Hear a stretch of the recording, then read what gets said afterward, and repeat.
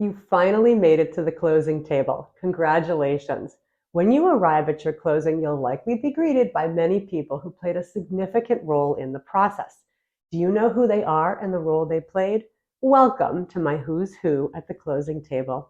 I'm Zebby Amy Voss, licensed real estate salesperson, and I am here today with one of my favorite subject matter experts, Lori Caltabellata, with Pro National Title, a person whom you will definitely want in your corner.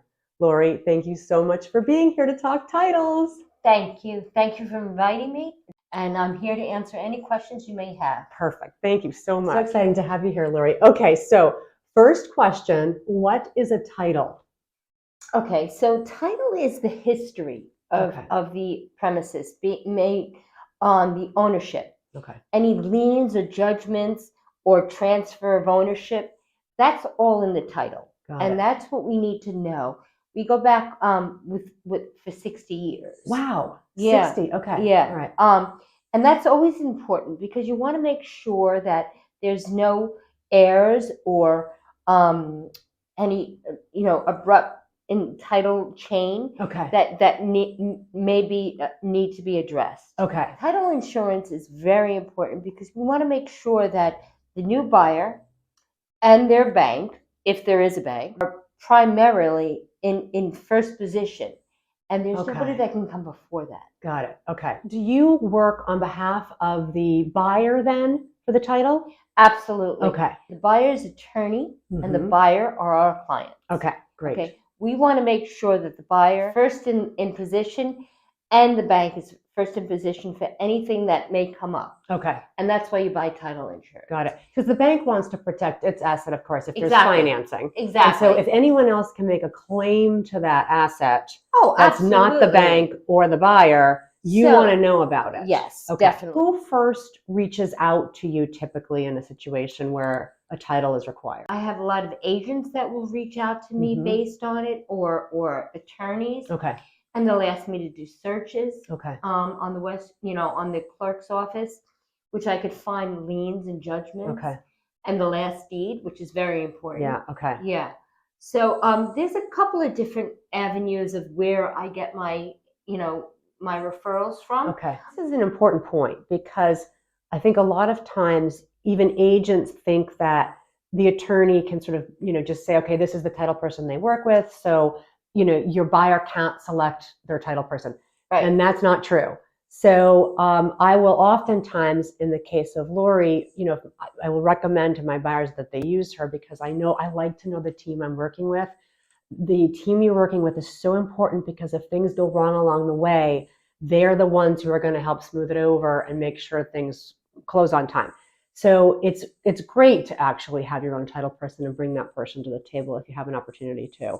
Zeb, I'm glad you brought that up because, a lot of instances I have attorneys that'll say, I'd rather use my title company. And then the agent is relying on the attorney for not only the legal advice and the legal process that's going on through the purchases, but they're also relying on the title. Yeah. And sometimes more eyes and ears on your deal from contract to close is very helpful. Yeah. And if an agent needs to reach out to me and say, what's going on? Is there an issue right now with title that my purchaser should know about right at this point? We could work that out. Yeah. We can intervene early, and you always want to anticipate that there's going to be something that needs tending to. And so having that additional eyes and ears enables us to intervene early if there's an issue. And that's the way it works best, especially when things are as complex as they have been in this market. They have. Oh, they have. Gosh. And it's a very immediate response market right now, I've found. And you need people that are going to get back to you. And Lori is so responsive. It's one of the reasons I really enjoy working with her because I know I can send her that text at whatever hour and say, oh my gosh, we have a problem, or vice versa. She reaches back out to me if there's something that pops up. So in terms of where you enter the process, when do you enter the process? In the very beginning. Okay. Let's work on the buyer end.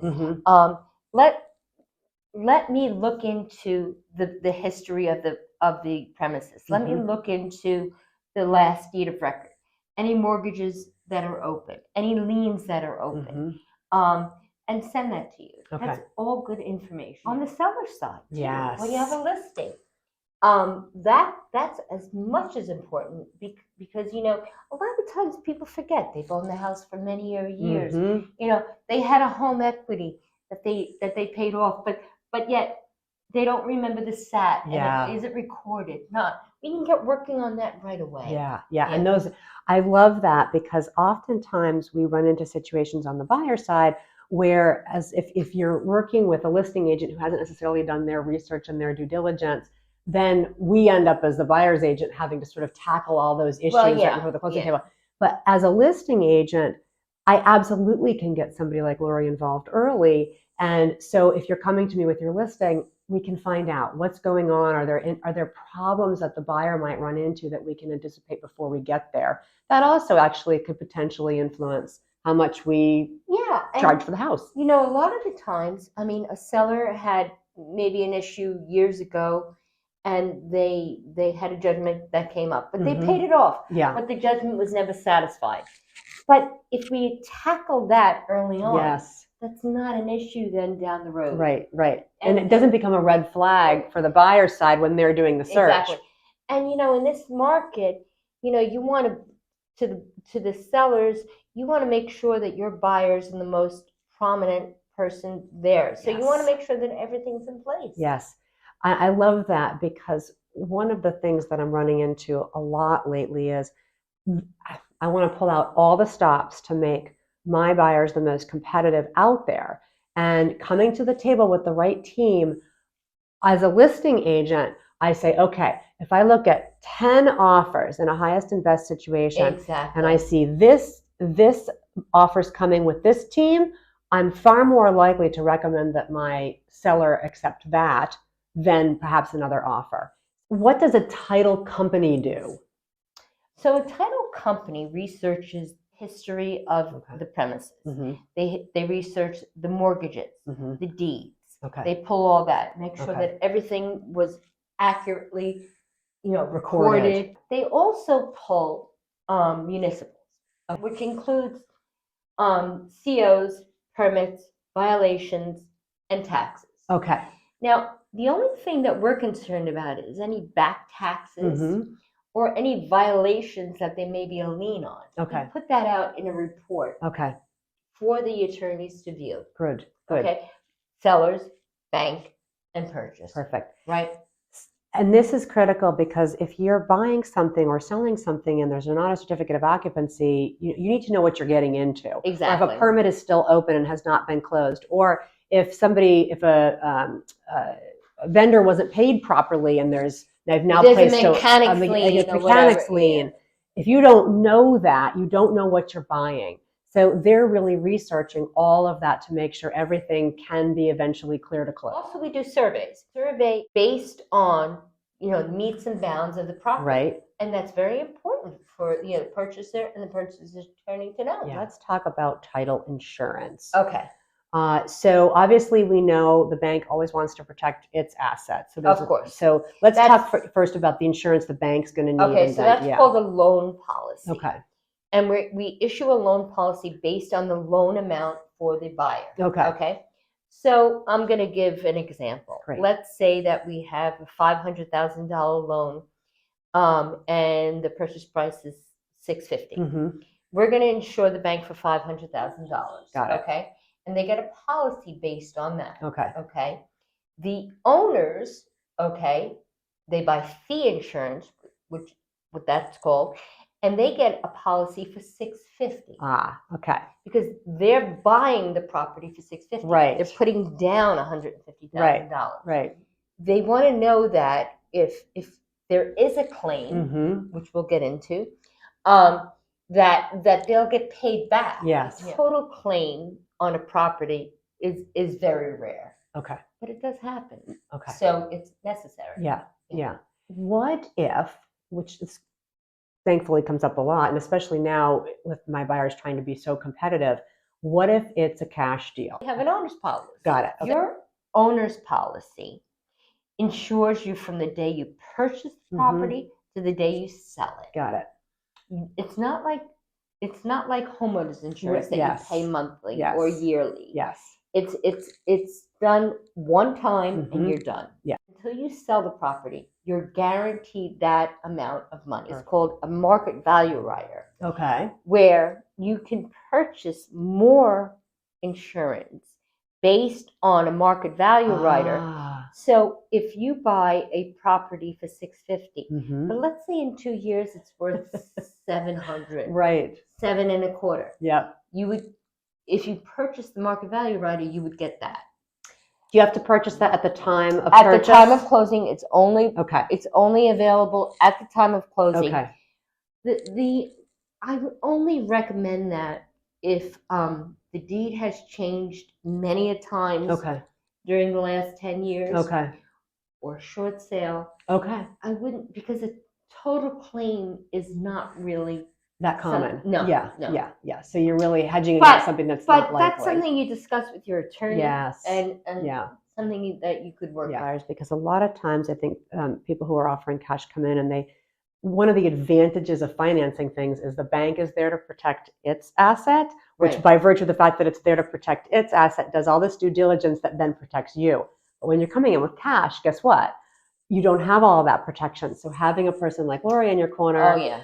that is so critical. Well, I think even so, if you're purchasing, well, I mean, listen, if you're buying a mortgage, if you're getting a mortgage or whatever, you still want to be careful. Yes. But if you're putting down all this money on a Yes. property, this is a big investment on your part. That's right. You want to make sure that everything is in line. Yeah. So let's talk through an example of a title claim, because you talked about a total versus, So, give me an example of this. Okay. A total title claim would be very rare, Okay. but I'll give you an example.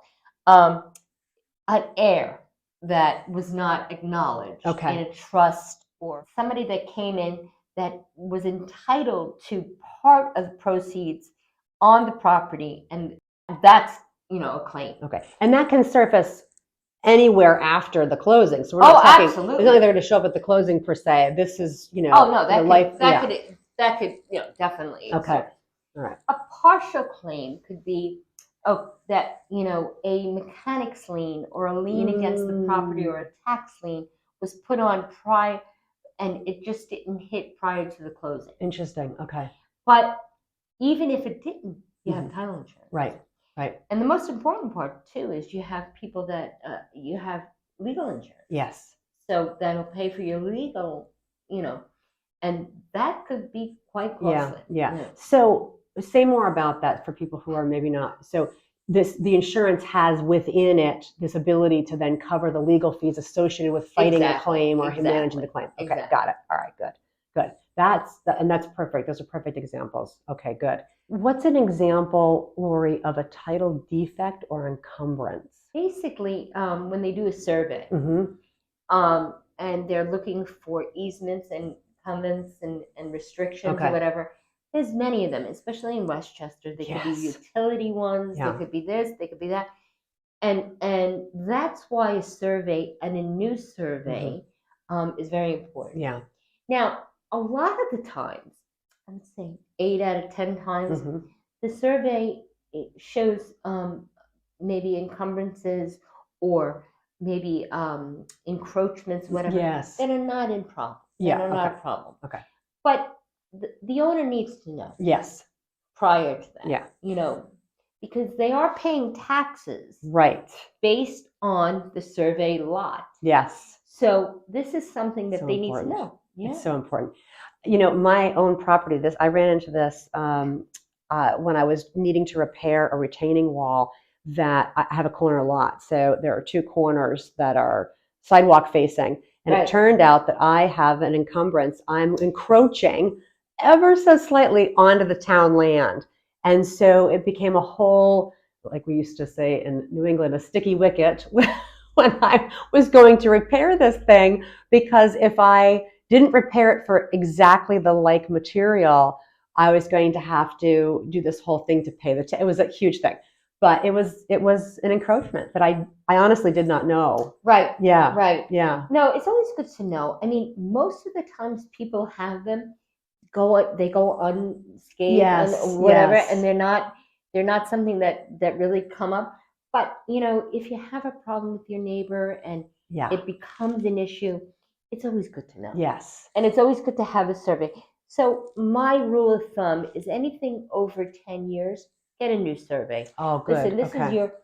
this is your one of your biggest purchases of your life. Yes. And you want to make sure that, that it's done correctly. Yeah.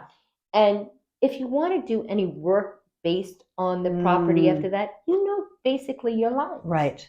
Right. Yeah. So if I were just to order a survey, how much something like that cost? How do they decide? It depends on the square footage. Okay. But usually between $850 and $1,200. Okay. Yeah. All right. Now, Lori, when we're dealing with financing, what besides the bank requiring the title insurance and the owner's policy, Right. for both, what else does the bank require the survey also, or not? Not all the time. Okay, tell me about that. Well, it depends on your bank. Okay. It depends on your bank. If they All want right. a new survey, they'll let your loan officer will let you know. Okay. Okay. Your purchaser's attorney may say, even if your loan officer says no, let's Let's one. do it. We do run into this a lot in Westchester. In fact, you and I worked on a deal a couple of weeks ago that went sideways, unfortunately, because of a shared driveway situation. Exactly. It was a perfect example of when this was going to need to be done. No, definitely. And ideally, as a listing agent, ahead of time so that you can anticipate what the buyer may have run into before there's an accepted offer and inspection has been conducted. And yes. Oh, definitely. Yes. Definitely. Yeah. You have to slow down enough to do the steps. And it is difficult in this market because everyone has a sense of urgency. We want to move very quickly. Exactly. But that's also why getting people on your team who can move quickly, but also dot the I's and cross the T's is so important. Well, yeah. I mean, you want to make sure, listen, if there's something fishy that you need looked into, we can do that. That's right. I love that. Yeah. Yeah, I love that all day long. Talk to me, Lori, about the impact of title insurance across different types of properties. So here in this area of our country, in this county, you see so many different types of properties. We have, of course, condos and huge co-op inventory here. Okay. And single family homes and multifamily. Talk to me about how that impacts. So single family homes, multifamily homes, and condos stand the same. Okay. They all require title insurance for owners and loan. Got it. If there is a loan. Okay. Co-ops, on the other hand, is walls in. Yes. Okay. Got it. So it's basically shares. Yes. Okay, on a property. So if you don't actually own the real estate, you own shares in the real estate. Right. So there's a flat fee of usually it's between $350 and $400. Okay, got it. So, but the lien search on it for title purposes is basically very easy. Yeah. They're just making sure that there's no liens or judgments against the condo association. Yes, got it. Yeah. Okay. So again, you're protected there. Now, I have had deals where we've had issues clearing that co-op board. That there have been judgments, and in fact, I've had worked deals where it had to be cash only because the co-op board wasn't going to approve anything because there was litigation going on. Right. So you do still need it, but they're looking at slightly different things. Exactly. Yeah. But like you said before, multifamily, single family, and condos all go under the same title insurance. Yeah, because they're real property. Now condos. You don't need a survey because it's walls in. Right. Okay. So because usually the grounds will be covered by the condo association. Yes. Yeah. So you're really just insuring the dwelling. Got it. Okay. Good. All right. Good. Talk a little bit about a title report. What else should people know about it? What does it sort of look like? Is it multi-page? Can you read it? Oh, it is multi-page. It gives a lot of information, and usually for the buyer, it's a little overwhelming because then if they're buying a home and they have the bank package, it's But it gives a lot of good information. Yeah. I mean, it gives a tax page, a mortgage history. It gives but the attorney at the closing will point out the specific points on what's important on it and what's not. Okay, good. There's it gives a lot of knowledge to the attorney to just reflect and make sure that everything Great. is great Yeah. for the property and everything's in line. Okay, good. So they don't have to, we're not assigning you No, this task. you don't have to like read it like a Bible Yeah. or no. Get your reading glasses yeah, out and start going exactly, through and it. start Right. noting it. No. Right. Who pays for it, and then who owns that report and that information? Okay, so the buyer's attorney will order title, Okay. but the buyer pays the title bill. Okay. Okay. They'll get a title bill, a couple of days before closing, and they'll say, "Can you explain these fees to me Yes. and what they are?" Yes. And I'll go line by line Yes. and explain the fees, and then they'll say, "Oh, okay." Yeah. It's honestly, and right before closing here in our area of the country, you're going to get 2 itemized lists of costs, right? You're going to get something from your mortgage broker, provided you're getting financing, and then your attorney is going to give you something. But looking through all that and trying to get apples to apples is so difficult. So to be able to call everybody on that list and go, what is this thing? Well, I mean, and the attorney, the purchaser's attorney at the table will go through everything with you. But at that point, you've already signed your papers. These are things that I could explain to buyers and put their mind at ease. Yes. So they're not thinking they're paying things twice. Right. Yeah. Because it is. It's stressful. It's really very stressful. Yeah. And in this day and age, you get to that point, and you've been looking for a house for so long. You just want things to go right. Yeah. You don't want to. And I think too, people forget all of the other costs associated with actual acquisition associated with a property. And I spend a lot of time with my buyers and sellers, actually, even talking about what that looks like so that they're prepared. Because, unfortunately, in the age of, Zillow and HGTV, it just looks like you go into the store and grab it off the shelf and put it in your cart and drive out. And that's not what happens. No, exactly. That's not what happens. No. And so giving people a sense of what to anticipate, ahead is, yeah. So the good thing about, us working together is, Zeb can call me and say to me, okay, I have a client looking at a property, $850 is the purchase price. They're going to put down, $650 is the loan. I can give them the title bill within minutes. Yes. I have an app on my phone.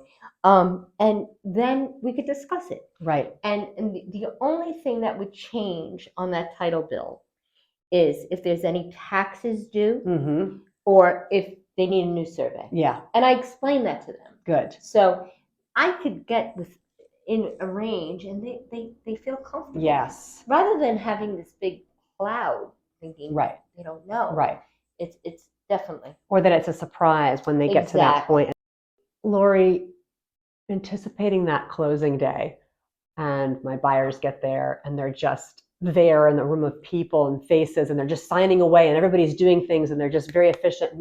What's happening at the closing? Are you there? What is your role at the closing? So not only as a title rep, meaning I sell title insurance to agents and to buyers, I'm also a title closer. Yes. And that's the responsibility of the person at the table who is the most biased person at the table. Okay? Because they have nothing really, they are there to make sure. You mean unbiased? Unbiased. Okay. Sorry. The most unbiased person at the table. The most unbiased person at the table. Because their main focus is to be primarily there for the purchaser. Okay. Okay, to make sure that the purchaser is buying that property free of any liens or judgments. Yeah. Okay. That it's safe to sign all that paperwork. Exactly. Yes. And that the deed is properly notarized, that the mortgages are executed, and everything is done properly. Yeah. Okay, good. So that's what the title closing. Perfect. So that person will be there. Lori will be there. Yep. And they will also, if there's any liens or judgments or mortgages, make sure that those get paid off properly. Ah, perfect. Okay. Take the check, whatever it is, and make sure that it gets overnighted and it gets received. Yeah. That's very important. Because you will see people passing checks back and forth very quickly. And mostly all the checks go to the title closer and you wondering why they're getting all the money is because, you know, they're paying off all the liens or the judgments, and they're paying off all the title. Yes. Which is primarily all the money. Right. Yeah. Because the bank fees get deducted prior. Yeah. So now, okay, so once that happens, behind the scenes, something gets filed. And this is really important, right? Because not too much later, my buyer clients should be getting something. So tell me about what happens after closing when the things are getting filed. Okay, so the title closer will take the original deed and the original mortgage and get filed with the county clerk. Okay. Good. Okay. Which is very important. Very important. Right. That because if that doesn't happen, the sale didn't happen. Right. So that's very important. And then from there, the mortgage tax, transfer tax is paid, and everything else is distributed properly. Yeah. So it seems like the magic is happening when you're signing, but in point of fact, it's happening afterward when that is getting filed. Exactly. Okay, good. We talked briefly earlier about costs associated with all of this, and it's heavily regulated. Right. So give me a sense of how are costs determined, and what does that look like? Well, it's mandated by the state. Okay. So we have 5 underwriters, which we underwrite through all the major underwriters in the United States, and their premiums are dollars apart, so it's really not a problem. It's really more the sense of the municipal searches. Okay. And the add-on stuff that we have to do, right? Because to compile a title report. Okay. So that's basically the cost essence. Okay. But that's on a case by case. So your costs are based on your loan amount and your purchase price. Okay. And then we go from there. Got it. So not every title report or every title bill is going to be the same. Yeah. It depends on. Yeah. It's so interesting because you think about insurance, and typically when we select insurance, we're going off of, if it's a homeowner's policy, people sometimes just price shop, even though that's not necessarily the best way to go. And if it's your car insurance, we brand familiarity, and so who's got the sexiest commercial, right? Right. So or the most fun jingle that you can't get out of your head. But with title insurance, what's so interesting is, so if they're only dollars apart, what distinguishes using one company over another to get, one insurer over another in the U.S.? How do you choose? Yeah. Relationship and people that and service. Yeah. Good. Okay. We're in a service, business. Got it. All right. I have buyers calling me all the time. Yeah. To discuss things. I love that. Even after the closing. Yes. I love that. Yeah. And that's important. Yeah. It's a situation. Right. So no. Definitely. Yeah. So the service, I love that. That makes a lot of sense to me. Yeah. Good. Good. It's definitely service oriented. Yeah. Good. It's nice actually that's for a change the case, because we don't compete much anymore on service. No. And really that's what we should be doing. It's very important. Very important. I'm sure you've had so many complex situations. What is one really complex situation with respect to doing your job that stands out in your mind over all the years you've been doing it? Into the title closing table, and things are not verified. Things are not cleared. Okay. Oh, that's upsetting. Yeah. Because you're on the line, and you don't have, as a title closer, the ability to adjourn a closing, but yet you're uncomfortable with the situation. Yes. What is it that you love about this job? What inspires you? Meeting new people every day. Yeah. And being able to talk to people, and they're excited, they're nervous, but whatever, putting their mind at ease. Yeah. Oh, Lori, your expertise adds so much value, and I can't thank you enough for your willingness to share your time with us today. If either of us can help, please reach out. I'm Zebby Amy Voss, talking titles with subject matter expert Lori Caltabalata, and putting people at the center of the transaction. Thank you for watching. Thank you.